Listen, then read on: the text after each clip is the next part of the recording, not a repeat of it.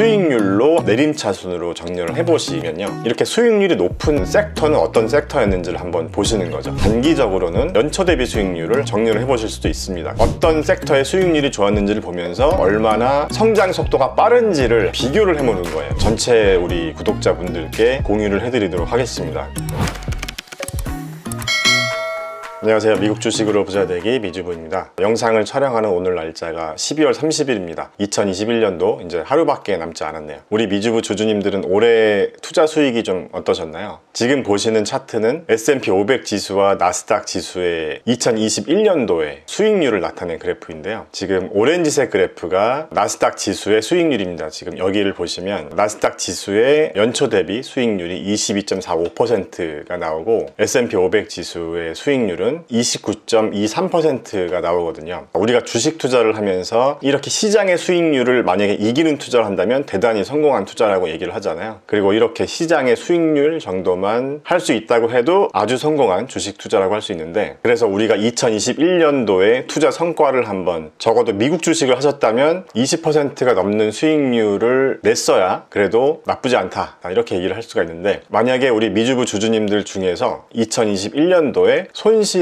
보신 분들이 계시다면 그런 분들을 위해서 오늘 영상을 만들어 봤습니다. 요즘 경제 관련된 뉴스들을 보면요, 2022년에는 2021년보다는 좀 더 힘들 것이다, 뭐 이런 얘기들을 많이 볼 수 있잖아요. 그 이유 중에 하나가 2022년에는 최소 3번 정도 금리 인상을 할 것이다. 그래서 이 금리 인상이 실제로 이루어지기 전까지 어떤 불확실성으로 인한 시장의 변동성이 굉장히 좀 큰 장세로 이어질 것이다, 뭐 이런 얘기도 많이 있고요. 왜냐하면 올해 테이퍼링에 대한 이슈가 계속 있을 때마다 뭔가 확정되기 전까지 계속 또 변동성이 큰 시장이었었잖아요. 그래서 내년에 가장 큰 이슈 중에 하나가 금리 인상에 대한 부분을 또 최대 변수를 보고 있는 것 같고, 그렇기 때문에 당분간은 좀 시가총액이 작은 성장주에는 좀 불리하지 않을까, 이런 예상을 해볼 수 있습니다. 그 다음에 두 번째 이제 가장 큰 우려사항이 인플레이션에 대한 부분이잖아요. 아직까지도 공급망 부족에 대한 문제가 해소가 안 되고 있고 계속 인플레이션에 대한 우려가 있기 때문에 저도 최근에 인플레이션에 강한 종목들을 좀 검색해 보면서 그런 종목들을 제 포트폴리오에도 추가를 해줬는데, 이 인플레이션이 어떻게 잡히냐에 따라서 또 내년 주식시장에 굉장히 큰 변수가 되지 않을까 하는 생각을 하는데, 결론적으로 우리가 뭐 내년 경제를 예측하는 것 자체는 별로 의미가 없다고 생각을 하고요. 그러면 우리가 2022년도에는 어떤 투자 전략을 가져가야 되냐, 이 관점에서 생각했을 때 2022년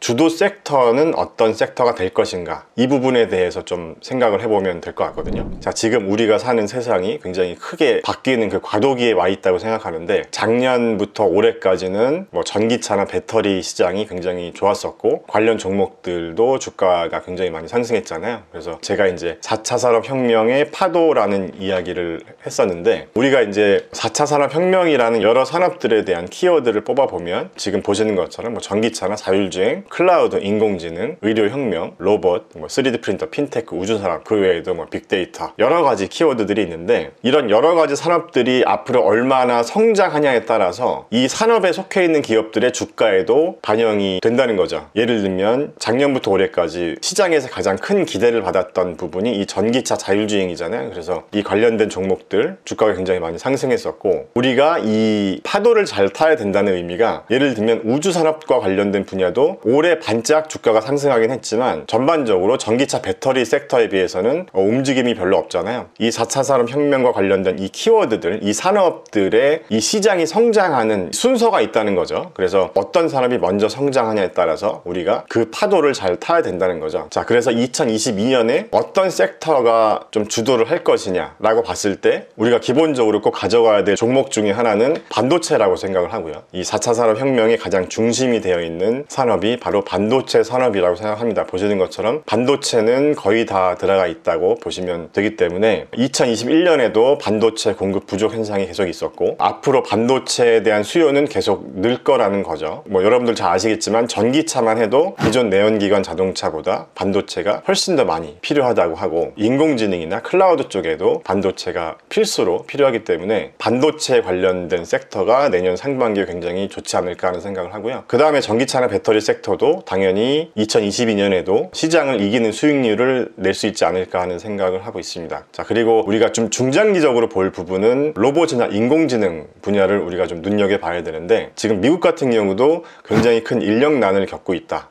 그러니까 노동 인구가 감소하고 있잖아요, 지금. 그렇기 때문에 인건비도 상승하고 있고, 일본 같은 경우는 2060년 정도가 되면 노동 인구가 절반으로 감소를 한다고 하거든요. 그래서 노동 비용이 증가하게 되면 결국은 제조 공장 같은 경우는 다 로봇으로 생산 효율성을 증가시킬 수밖에 없기 때문에 인공지능 산업이나 로봇 분야도 좀 중장기적으로는 지켜볼 필요가 있다고 생각하고요. 자, 그리고 반도체 산업 같은 경우는 과거와는 좀 다른 트렌드라고 한다면, 과거에는 좀 소품종 대량 생산 체제가 많이 있었다면 지금 현재는 좀 다품종 소량 생산 체제로 바뀌고 있기 때문에, 특히 이런 상황에서 반도체 파운드리 쪽 TSMC 같은 기업이 굉장히 좋지 않을까. 뭐 테스트 장비 쪽도 마찬가지고요. 뭐 ASML이나 뭐 랩리서치 같은 회사들도 있죠. 자, 그리고 마찬가지로 좀 중장기로 계속 우리가 눈여겨봐야 될 부분은 메타버스나 기후위기 관련주, 뭐 ESG 테마주들도 있는데, 어쨌든 우리가 중장기적으로는 메타버스, 기후위기 관련주들도 눈여겨봐야 될 거라는 생각을 하거든요. 자, 그런데 제가 많은 분들과 이렇게 좀 소통을 해보면 개별 종목에 투자해서 손실을 본 분들이 굉장히 많이 계시더라고요. 왜냐하면 개별 종목들 같은 경우는 뭐 어떤 기업이 유망하다 이런 건 잘 아시는데, 대부분 손실을 보는 이유가 좀 고점에서 물리는 거죠. 그러니까 한마디로 주가가 싼지 비싼지를 잘 모르고 들어갔기 때문에 손실이 나면 좀 공포감에 그냥 또 손절을 하는 그런 패턴이 계속 반복이 되기 때문에, 만약에 그런 패턴으로 주식을 하면서 2021년에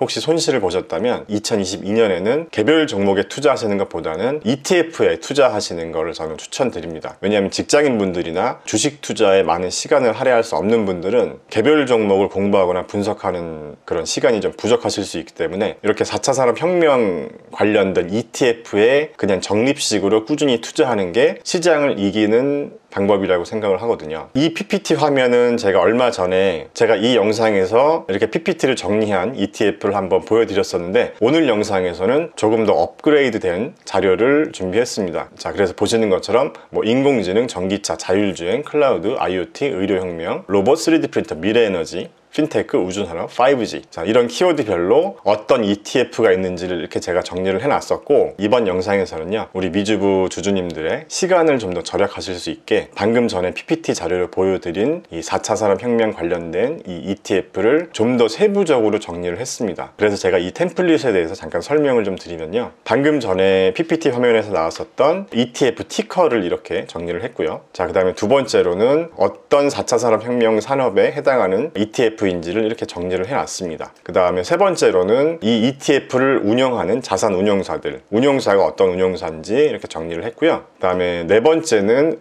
운용 자산 규모를 정리를 해놨습니다. 제가 온라인 강의에서 ETF 고르는 법에 대한 강의를 했을 때 이 운용 자산도 꼭 체크를 해보라는 말씀을 드렸었는데, 이 운용 자산 규모가 당연히 크면 클수록 좋겠죠. 왜냐하면 운용 자산 규모가 크다는 의미는 그 ETF에 자금이 많이 들어왔다는 얘기고, 그만큼 거래도 활발하다는 의미로 볼 수 있기 때문에 운용 자산 규모가 크고 거래가 활발한 ETF를 거래하시는 게 더 유리하다는 거죠. 왜냐하면 거래가 없는 그런 ETF들은 나중에 매도할 때 상대적으로 좀 더 손해를 보면서 매도해야 될 수도 있기 때문에, 어쨌든 운용 자산 규모가 큰 ETF를 선택하시는 걸 추천드리고요. 자, 그 다음에 운영 보수도 이렇게 정리를 해놨습니다. 연간 운영 보수라고 생각하시면 되고요. 그리고 연초 대비 수익률과 3년 수익률도 이렇게 정리를 해놨습니다. 자, 이 수익률을 보시면 어떤 산업이 지금 성장하고 있고 우리 눈앞에 와 있는가, 이런 것들을 좀 더 쉽게 아실 수 있을 것 같아요. 그래서 제가 연초 대비 수익률과 3년 수익률을 가져왔고요. 그 다음에 52주 최고가 대비 현재 주가를 가져왔고, 이 고점 대비 얼마나 하락했는지 이 자료까지 정리를 했습니다. 자, 그 다음에